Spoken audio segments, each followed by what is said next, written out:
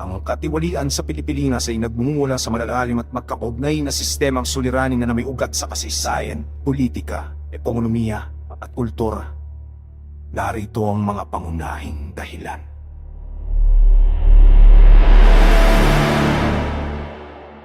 Makasaysayang legacy na patronage politics.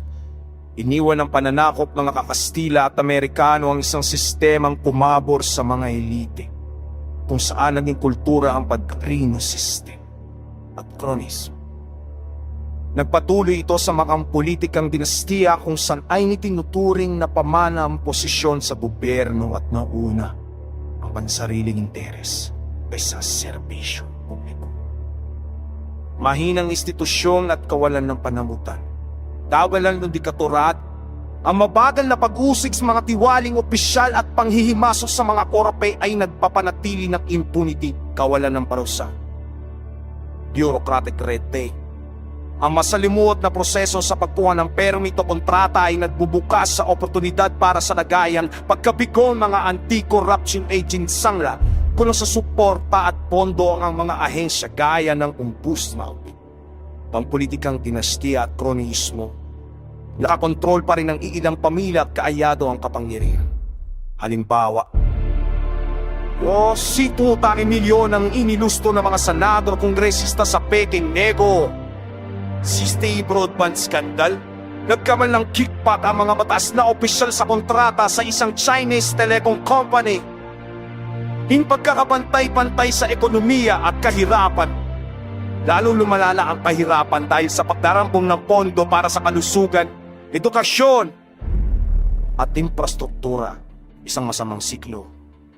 Umaasa ang mahihirap sa patronos para mabuhay na nagpapatibay sa mga korap na network. Sinasakal ng mga industriyang kontrolado na litik ang kompetisyon. Pinipigilan ang pag-unlad. Kultural na pagtanggap sa katiwalian. Impunity, nawawalan ng tiwala ang publiko kapag napapalaya ang mga makapangyarihan na pagkakwit kay dating Pangulong Gloria Macapagal-Arroyo nununta sa IST. Mentalidad ng lagay, itinuturing na normal ang lagayan para mapabilis ang serbisyo, depekto sa sistema ng eleksyon. Politikang nakasalalay sa pera, napipilitang umutang sa mga oligako, mga kandidato na pinagpapradabad for pay.